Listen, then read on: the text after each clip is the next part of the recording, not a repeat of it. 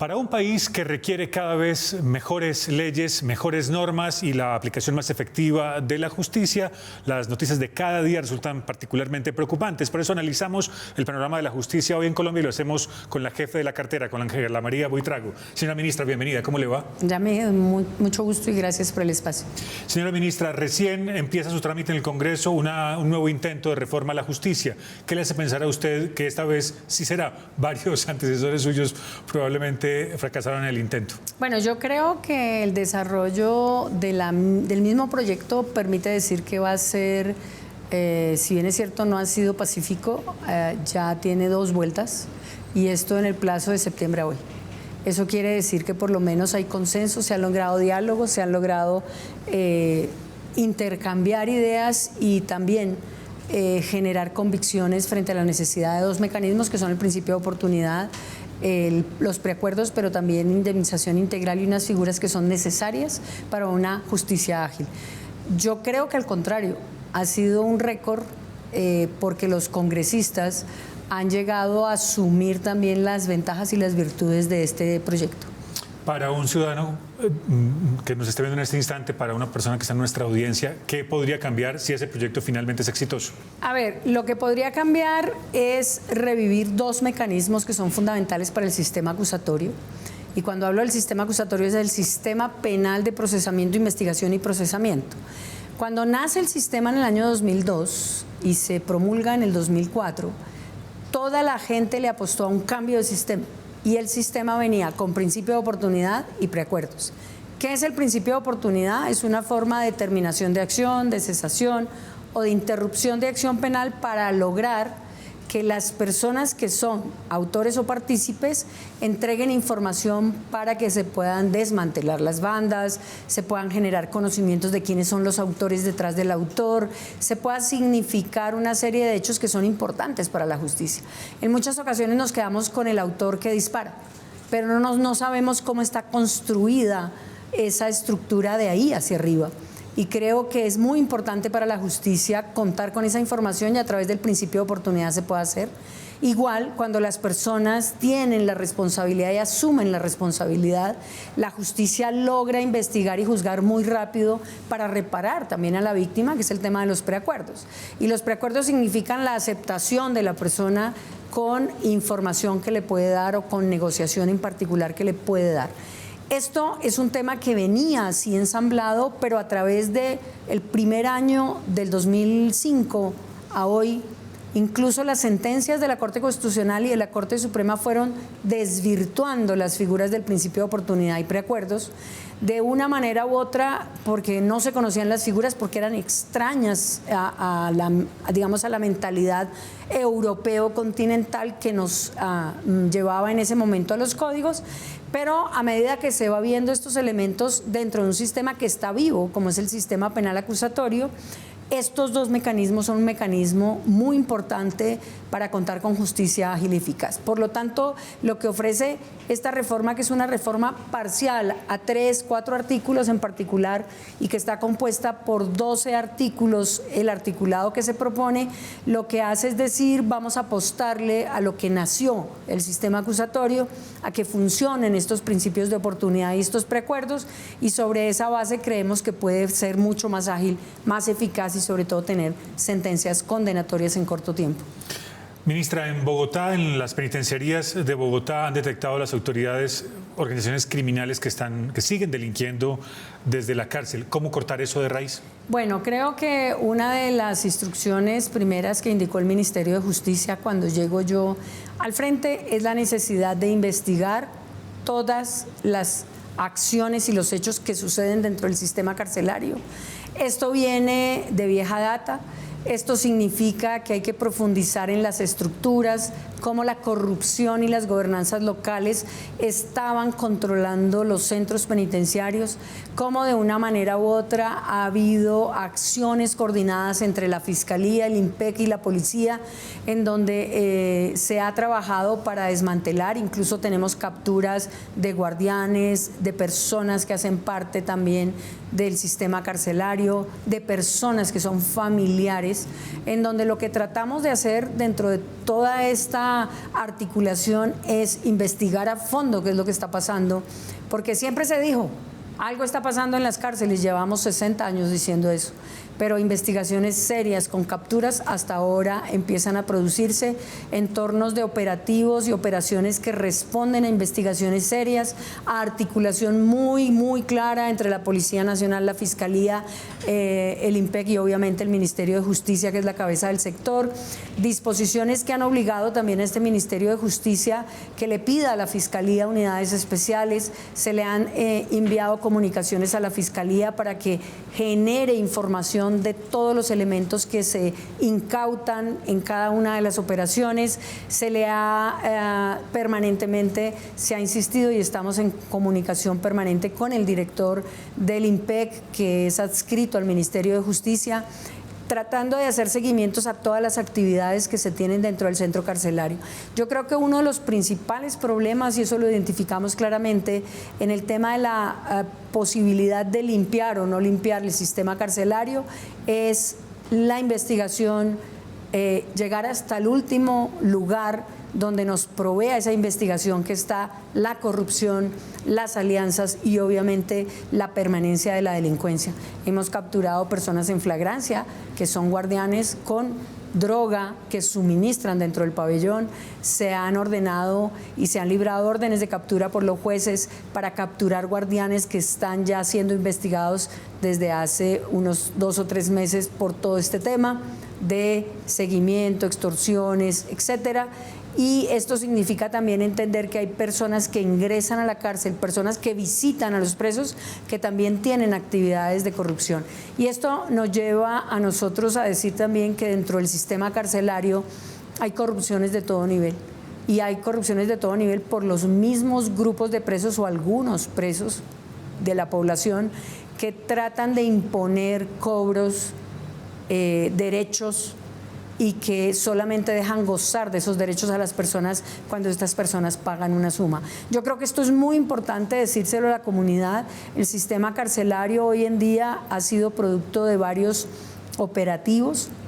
El último, la semana pasada, que reportó la captura de 11 guardianes y de una cantidad de elementos, que significa también decirle que hay que investigar y que hay que saber cuál es el foco de corrupción mayor, pero obviamente cómo están intercambiando roles entre algunos que son parte del sistema penitenciario y otros que hacen parte o de los PPLs o personas de afuera que están haciendo estas alianzas. Ministra, pero se ha dicho que hay necesidad de poner unos inhibidores de señal para evitar que sigan usando teléfonos desde las cárceles. ¿Eso es imposible que funcione? Nosotros llevamos intentando con inhibidores hace mucho tiempo, y ya me esta pregunta es muy importante porque el inhibidor sería muy sencillo, pero el inhibidor causó más o menos unas 1000 tutelas, porque no solamente inhibe el radio de acción de la cárcel, sino los vecinos que tienen imposibilitado acceder.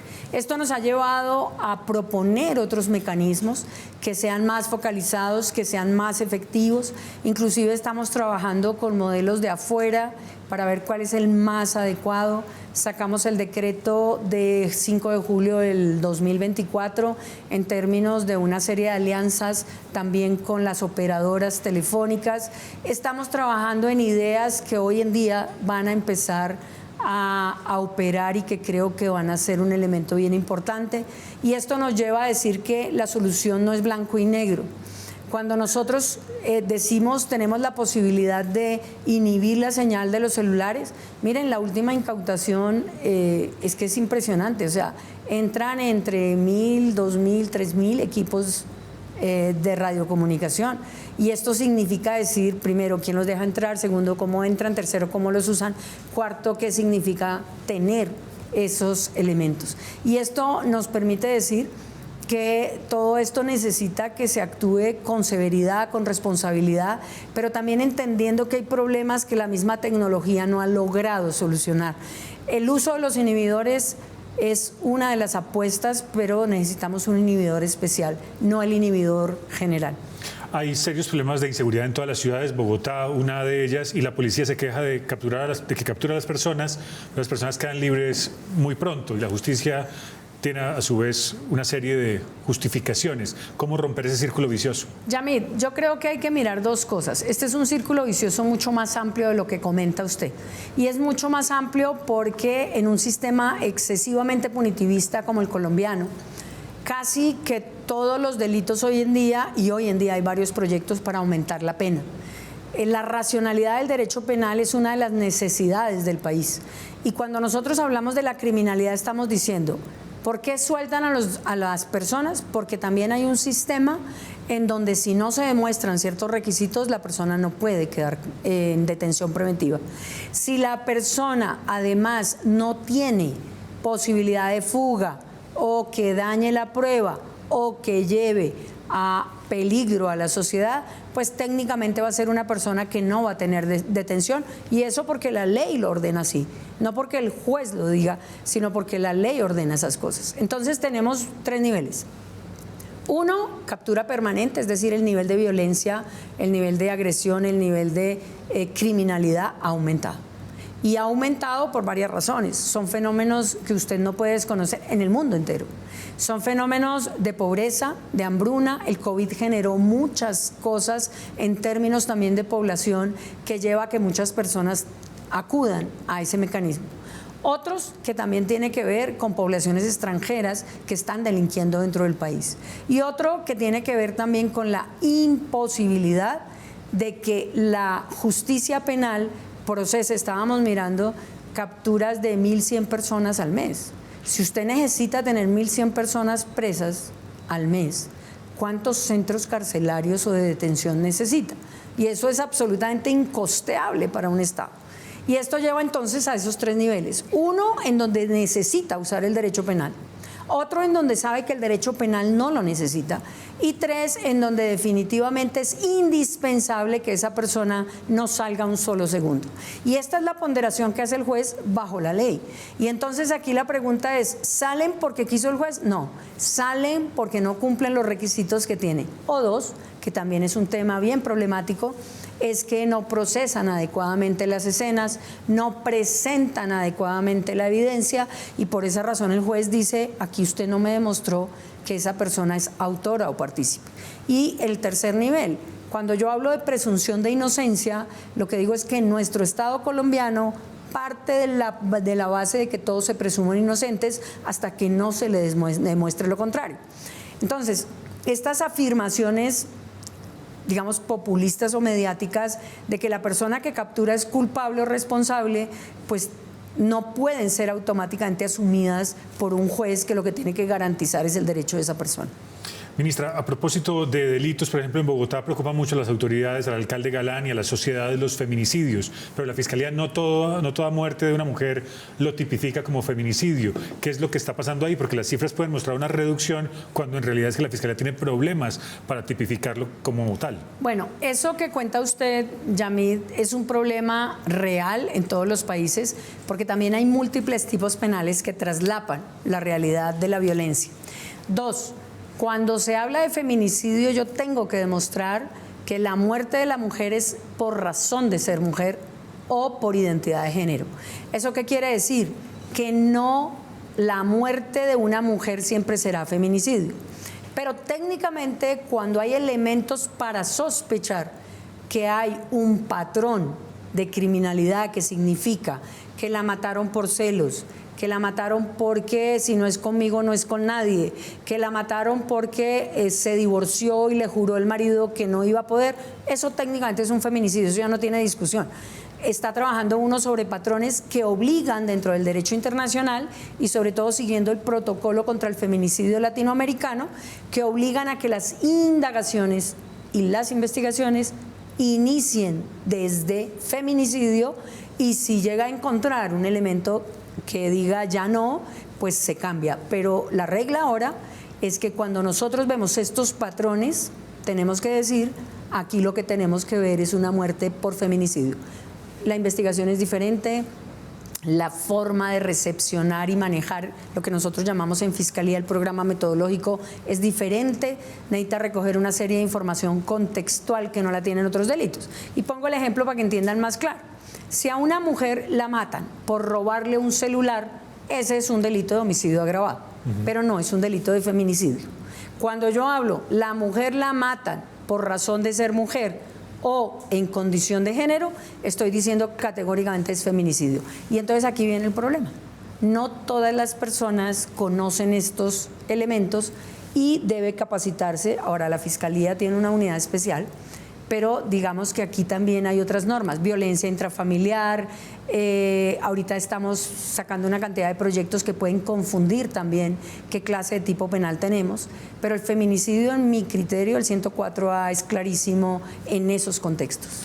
¿Cómo piensa, ministra, rápidamente, si es que es posible combatir este hacinamiento carcelario que particularmente en Bogotá tiene problemas gravísimos, no solamente en centros penitenciarios, sino también en unidades de reacción inmediata o en estaciones de policía? Bueno, esa pregunta es fundamental para aclarar dos cosas.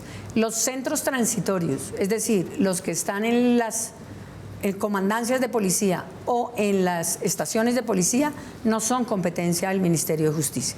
Esas son competencias de los municipios y de los departamentos, es decir, ente territorial.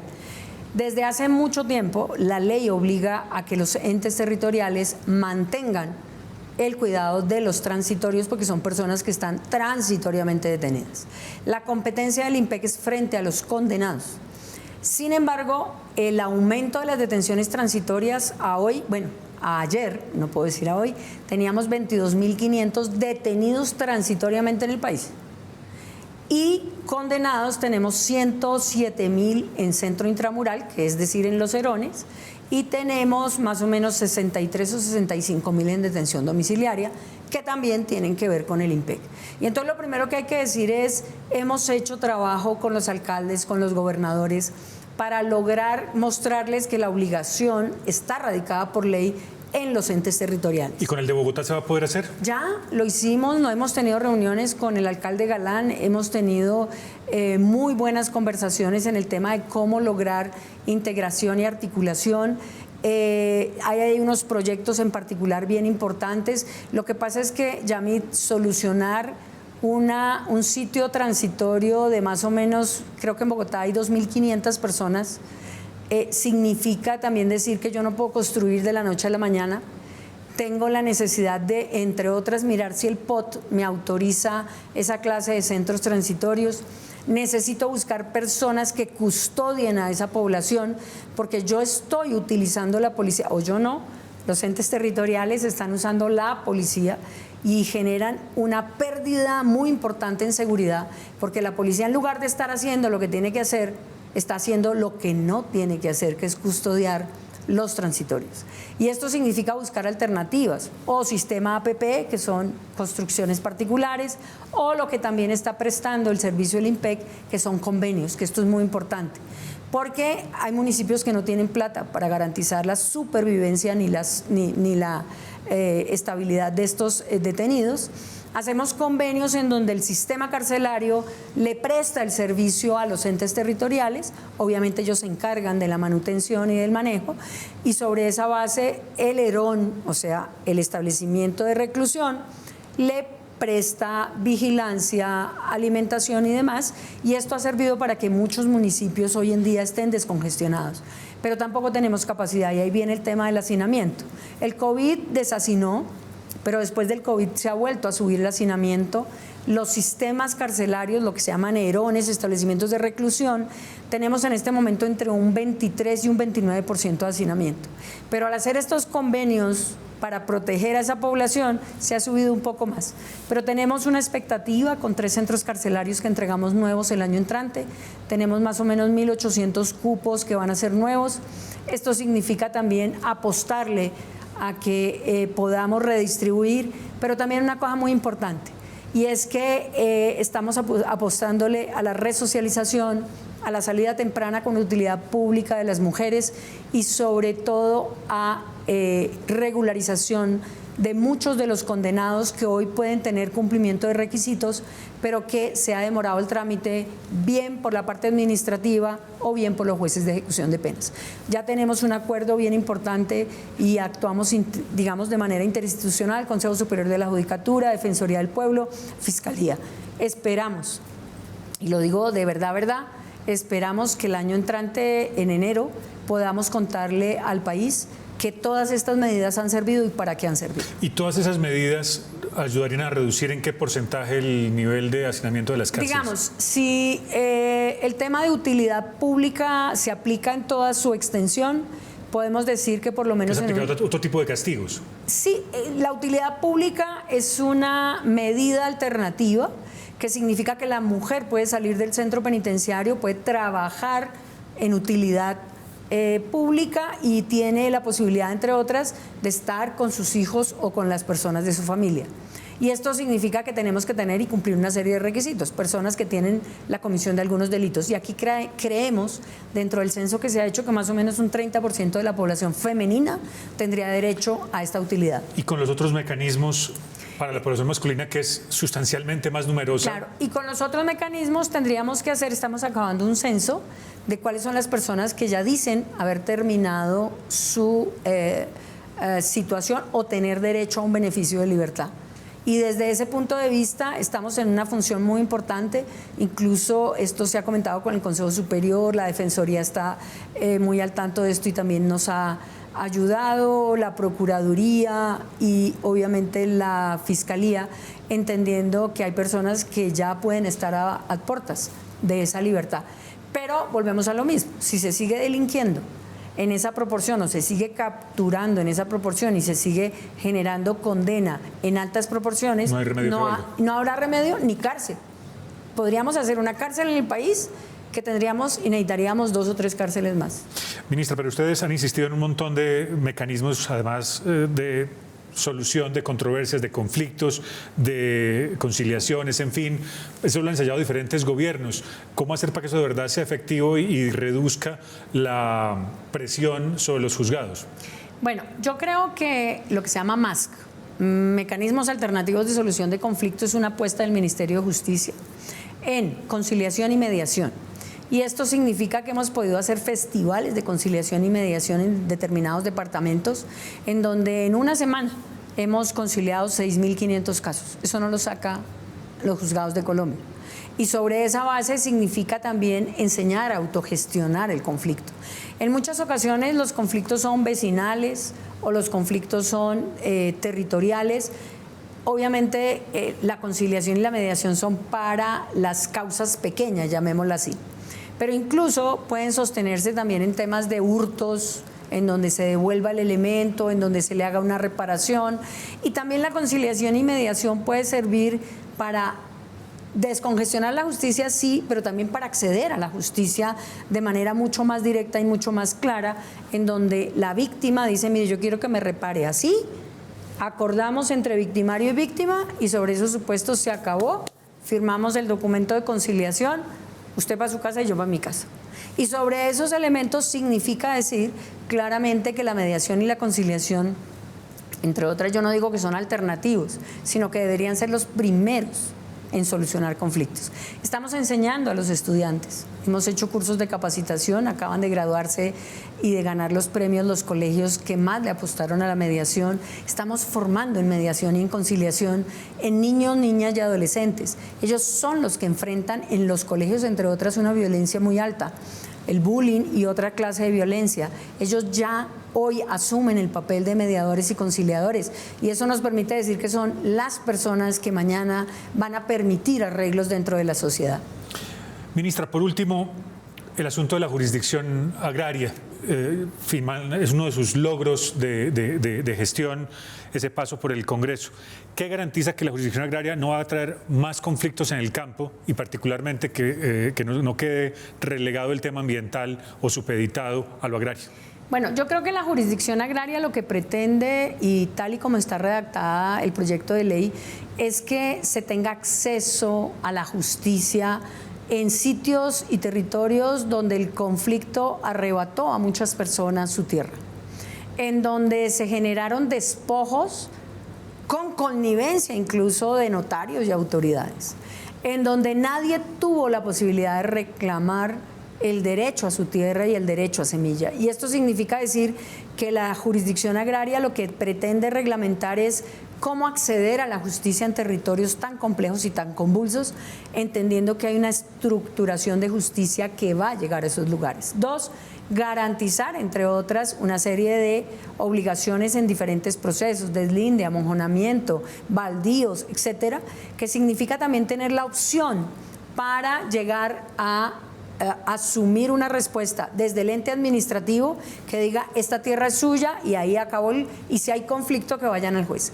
Pero técnicamente la devolución de una tierra significa el derecho a la vida, el derecho a subsistir. Para muchas personas una franja de tierra es su vida. Y desde ese contexto la jurisdicción agraria lo que quiere precisamente es trabajar sobre poblaciones vulnerables, sobre poblaciones especiales que son campesinos y rurales, sobre poblaciones étnicas, que significa también devolverle el derecho a que puedan subsistir y puedan tener esos espacios. La jurisdicción agraria, desde ese punto de vista, es una apuesta fundamental, pero además es una consecuencia clara de una ley estatutaria que ya existe de jurisdicción agraria y es un compromiso de programa político de Estado, ni siquiera de un gobierno, de Estado, porque esto viene firmándose en el tema de paz. Y la pregunta final en el tema de jurisdicción agraria, sí, ha sido bien interesante el proceso en el Congreso. Hemos podido hablar, dialogar, construir con los congresistas y los representantes. Creo que esta es una apuesta también y una muestra también de que el diálogo construye, a pesar o a diferencia de cualquier posición política. Se aprobó recientemente la jurisdicción agraria, quedan otras vueltas, pero digamos que esto es un gran triunfo. También se radicó en agosto, tiene 3 meses de haber sido radicada y le seguimos apostando a la jurisdicción agraria porque devuelve muchos de los principios, y en el tema ambiental ninguna cosa va a pasar porque la jurisdicción agraria está bajo los principios ecológicos de la Constitución Nacional. Es decir, el derecho ecológico, la Constitución, que es una Constitución ecológica, va a impregnar cualquier acción que se haga en la jurisdicción agraria. Ángela María Buitrago, ministra de Justicia, gracias por haber estado con nosotros. Con mucho gusto, Yamid, y espero volverlo hoy. Y felices fiestas para usted y su familia. Igual, por favor.